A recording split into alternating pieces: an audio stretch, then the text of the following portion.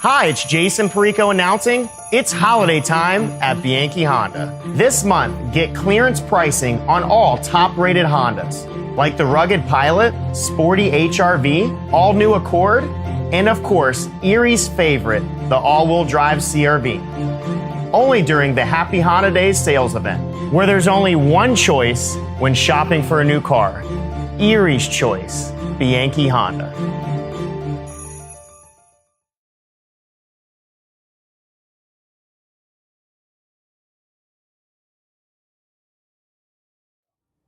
First one of the season, the John Reilly Gannon Golden Knights Coach's Show. Coach, how are you?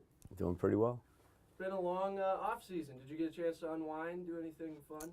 It was good. I mean, the off season is always good. As I get older, though, it seems like it goes faster and faster. Do you want to do less in the off seasons, or do you want to do more? We're still doing a lot, just in terms of working and just other stuff. But it was a beautiful summer in Erie, and I can't believe it's already Thanksgiving time. Anything else notable we'd want to bring up? Any accolades you may have received? No. Recently?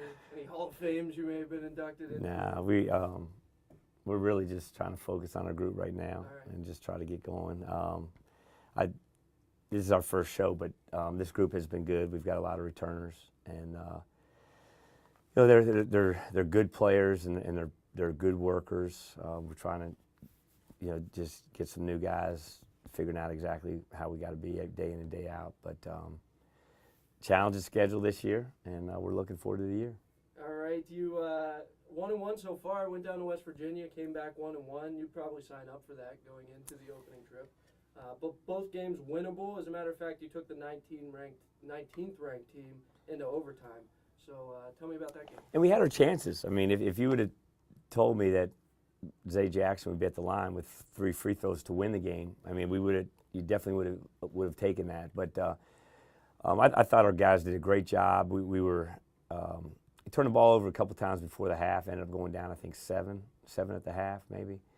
And then battled back. The last 5 or 6 minutes, just we were able to stop them and score, as evidenced by. We had a situation where we got the stop late when they were up 2, and we didn't call a timeout. We just wanted to try to get them in transition, and we ran something, and Zay ended up getting fouled on a 3. So with 1.9 seconds, we had 3 free throws. I think they called a timeout and missed the first one, but then a credit to Zay, hit the next 2 to go overtime, and Damon Rod ended up fouling out in overtime, but we didn't execute well enough down the stretch in overtime to deserve that game. But against a very experienced team, I mean, we're right there, and that's the thing. If we just want to be in position to win the game, and then it's who's going to make the plays. To me, reading through the story of the game, it looked like the first portion of the second half was a lot like the first half in that it was a back and forth. Were there adjustments made that you saw by your team or the other team? Well, we were just trying to, both teams definitely made adjustments. And they've been one of the top teams, and they're obviously a team that we had a chance to beat them last year as well too. I mean, both games actually went down to the last play. But I think it's more of a credit to the two teams, and both were very, very competitive. It's definitely a game that we could have won. But credit to our guys, we had to turn around and play a very good Shepherd team on their home floor. So our guys did a great job of regrouping and competing at a high level the next day. Wheeling Jesuit, it seemed that something clicked around 10 minutes left. You were down 10. Jackson and Green step up. I don't know if they know that they need to do that, being the upperclassmen, the veterans of this team, if you will. Do you think that had something Possibly. And it's funny because we did play 3 scrimmages, but again, sometimes you sub differently in scrimmages versus in games, and roles are kind of being redefined, and but both those guys did a great job stepping up. We had excellent contributions by the starters. We had some excellent contributions with guys off the bench. Kofi Mills, Daryl Porter, Matt Johnson did a really nice job in the second half. We ended up putting Matt into the 1 and moving Zay over to the 2, and he was in during key stretches of the game. So again, we're just trying to figure out our team. It's a combination of players trying to figure us out. We're trying to figure out rotations. It takes time, but I thought we competed pretty well. You look look at the turnover, and all things considered, you've got Williams. We know that name. Murad, we're more than familiar with. Green, not a starter, but a returner.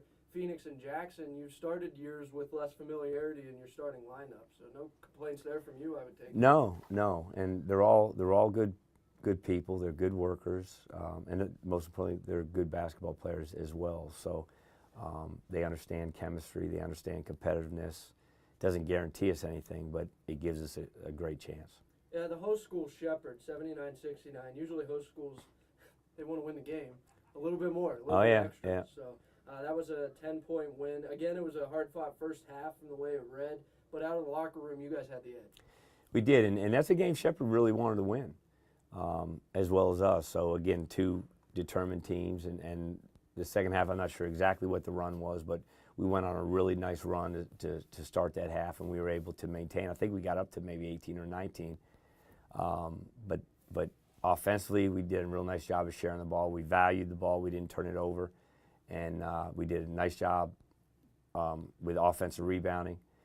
And again, our bench came in and was big. Joey Fustine came in and did a wonderful job, there, as well as we had some guards coming in off the bench as well, so, and our forwards. So all around, pretty good effort. And with four good teams there, we'll take the split. Obviously we're playing to win, but we learned a lot as well. There was a period, just one more thing on the Shepherd game, there was a period that defensively you guys just shut them down. It was 3-4 minutes, I think, the stretch. What were you doing? Were you doing anything differently, or you just got to your game? Well, we were. I mean, they had a big guy car that was picking and popping, and we defended that a little bit differently. And I just thought we played with more urgency. I thought we did a better job of pressuring the ball and making Shepherd go late into the shot clock, which the night before they didn't have to against Bowie. And then as a result, they were taking contested shots down the stretch, which they didn't make very many of them. So, but again, it was a credit to our guys and the intensity and the urgency in which they played. Would you say that all great teams, the common denominator is defense, sound defense still? I definitely think so. I think it gives you a chance, whether you're making shots or not. You have to be able to score too. And we've been able to do that. I'm hoping we're able to continue to share the ball and screen and cut and move the way we have to. But we have some good pieces offensively. But I think defense is the key, and that's really what we've kind of defense and rebounding. We kind of try to build our program around those things. It just seems like timely scoring. Even back to your last game last year, that was a number 5 ranked team, and that game came down to being a close one. So with relatively few turnovers on the weekend, you just look at, as an outsider, your program, and it seems that you're in pretty good shape 2 games in. Yeah, with the tough weekend coming up, 2 league games, and Westchester's always good, and Cheney. So our big focus this week is just trying to get a little bit better and just try to get some more things in because we'll be really busy for the next month. You mentioned some of the new guys. Not to belabor the point, but could you tell us a little bit about some of the new faces and numbers we'll see on the sideline? Kofi Mills. I'm bad with numbers. I really can't tell you numbers. I have those. I don't see Mills. Oh, 32. Okay. Kofi Mills, a big player. He's coming in from Niagara County Community College, but I really like him because he can defend. He's a hard worker. He spends a lot of time in the gym, so his game is really developing because he's a young basketball player.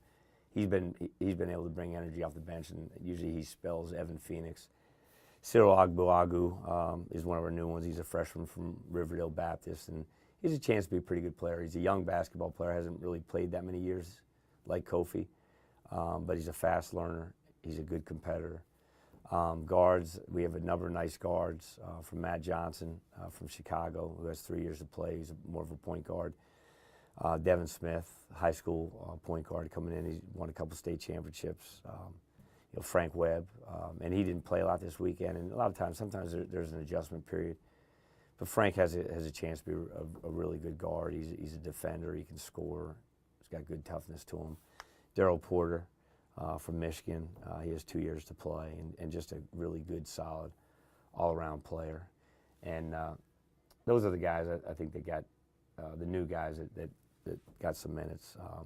Again, I'm really pleased with Joe Fustine. Joe Fustine's he's just made himself a player through his work ethic and desire. And he was a key factor in that game the other night. That started last season. It did. What improvements has he made? It actually started his freshman year towards the end, and just a credit to Joe when he came. I don't know if he was really good enough to play at our level, and he was a basketball camper for years, and he was adamant about wanting to come here. There were some Division III schools that really wanted him, but he was adamant about he loved Gannon. A lot of his family members are all Gannon grads, and we gave him the opportunity, and then Joe took it from there. One of our former players, Rafael Thomas Edwards, has spent a lot of time working with him. They're very close. Joe, probably out of all of our guys, spends more time in the gym on his own. But he's got a good toughness. He changed his body. He's put on a lot of weight. He's gotten a lot stronger. His competitiveness is through the roof. And he's been doing a lot of the little things. And he's really become an important part of our team and our program. He's the head coach, John Reilly, the Gannon Golden Knights. Next game, Westchester, Saturday, 3 p.m. Good luck to you, Coach, and appreciate it. Appreciate it. Thanks, Al.